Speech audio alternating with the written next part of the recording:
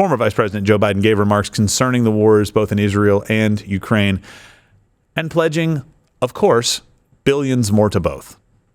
American alliances are what keep us, America, safe. American values are what make us a partner that other nations want to work with. To put all that at risk, if we walk away from Ukraine, if we turn our backs on Israel, it's just not worth it. That's why tomorrow I'm going to send to Congress an urgent budget request to fund America's national security needs, to support our critical partners, including Israel and Ukraine. It's a smart investment that's going to pay dividends for American security for generations. Really? Smart investment. By the way, Yakuza, you need the fart sound that's going through a diaper. It's a different sound. I'll work on it. So No, Yakuza didn't add that. That was... Oh, that was real. Yeah. Okay. Yeah, absolutely. That's fantastic. That was live. It's gonna pay dividends for generations. By the way, remember when I told you about what's going on with this aid package and him trying to get this? It's an urgent aid package that we're going to send to Congress. Oh, wait, Congress can't do anything with it. I think he knew that. Yeah, I think he's totally setting these guys up. But just so you know, there was some false reporting on this yesterday by CNN and others saying that it was $60 billion for Ukraine and $40 billion for Israel.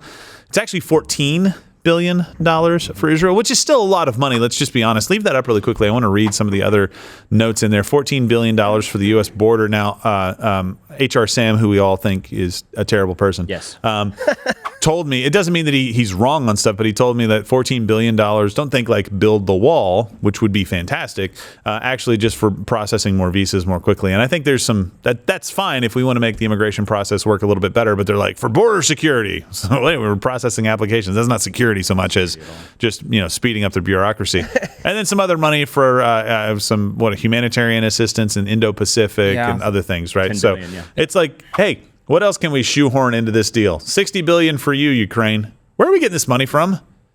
Is this just like thin air stuff? I know we're going to print it, but it's like, we just keep giving money to these guys. So it's a really bad idea. To be fair, I always do want to be fair. Be fair. Call balls and strikes. When we're looking at that $60 billion for Ukraine, it's not like a $60 billion ship to Ukraine. Right. It's $60 billion going to the cause. So that would include refilling our own stockpiles here of stuff that we've sent to Ukraine. Okay, good. So he's not handling this terribly, completely. Well, it is bad, but the point that I think is insane is that the Ukraine focus is more than 3 times that of the Israel focus. Oh, for sure. That doesn't make any sense. No, it doesn't. And look, this echoes their sentiments from earlier remarks that the United States can handle. And I think this was in a different interview, actually, with 60 Minutes, where former Vice President Joe Biden said that we can handle both Ukraine and Israel commitments just fine.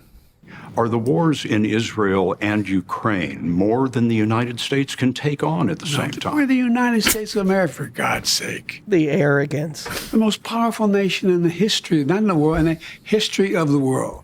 The history of the world. We can take care of both of these and still maintain our overall international defense. Peace in our time. I love it when leaders are wrong.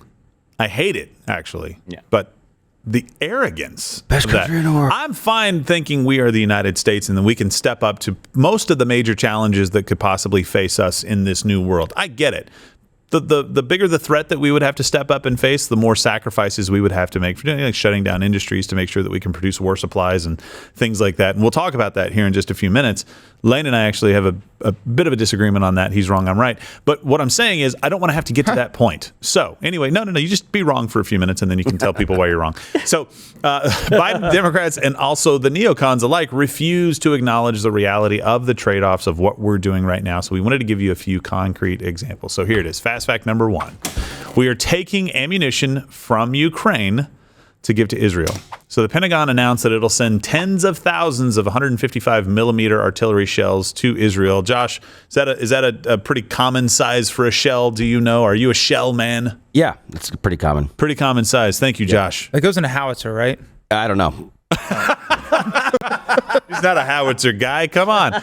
But look, Israel is going to be able to use these shells to deter Hezbollah. Yeah. Obviously, Hezbollah has been kind of rattling their chain just a little bit. And they'll also use this for any kind of ground invasion to kind of soften up the territory before they go in. And currently, the United States produces just 14 to 28,000 of those shells per month. They do have plans to increase that to 86,000 shells per month by 2025, but that is a little ways off if you're not keeping up with the calendar, right? So we're running out of shells. We're having to pull shells from Ukraine to give to Israel. Not exactly the best place to be, but it gets a little bit worse than that. And that brings me to fast fact number 2. We already took the same shells from Israel. Yeah. Oopsies. So earlier this year in January, we transferred 300,000 of said shells from the stockpile that we have located in Israel. And Israel has the right to use those shells in cases of wartime with our approval, 2006 Lebanon, 2014 Gaza. And when we took the shells at the time, the Israeli ministry, they looked at us and said, hey, everything's fine. So here's what the government official actually said. There was no immediate scenario in which Israel would need an emergency supply of shells. And that pretty much sums up Israel's feelings. You guys are Indian givers. Oh, my God. Yeah, sorry. We'll get them back.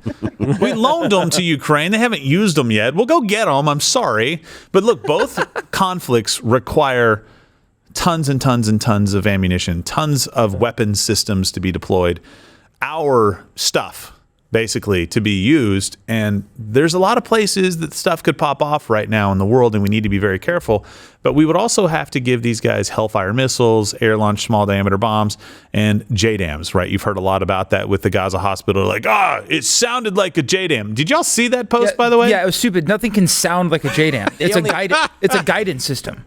They only compared it to a JDAM because it came straight down. It's dumb. It also comes down a failed rocket launch. But you can't. Exactly. Ask Kim Jong-un. Exactly. You cannot look at the first fast fact we mentioned in the second one, where we're taking from Israel or Ukraine, giving to Israel, but we already took from Israel to give to Ukraine. If there's no such thing as trade-offs, like Joe Biden wants us to believe, why are we having to ration towards one direction or the other, depending on what our national security priorities are? Why aren't we just saying, we'll give to you from our stockpiles? Though technically that is our stockpile. It's ours. They have to come but to the U.S. we should have other stockpiles, right? I would think. But the ones we have in Israel I would sincerely hope. Yeah. I wouldn't mind a secret stockpile that they're not telling us about. That's true. Like if we had several million shells just kind of hanging out somewhere. Dump yard. Yeah. I'm sure if you go to some random neighborhood in Alabama, somebody's got 300 or 400,000 stockpiled. Oh, good. Minimum, Yeah, exactly. We should look there. The same guys that were looking for the leprechaun in the trees. Oh, yeah. There are a bunch of small bases across the country. Story? Yeah. No, there are, and that's fantastic. But we need the shells, guys. Yeah. Look, that brings me to fast fact number 3. Our biggest problem is, and I can't say this more direct, will be for a very long time, China. That is our problem. But here's the thing. Former Vice President Joe Biden in the Oval Office speech refused to directly mention China at all and only vaguely referred to it. And if we walk away and let Putin erase Ukraine's independence, would-be aggressors around the world would be emboldened to try the same. Like who?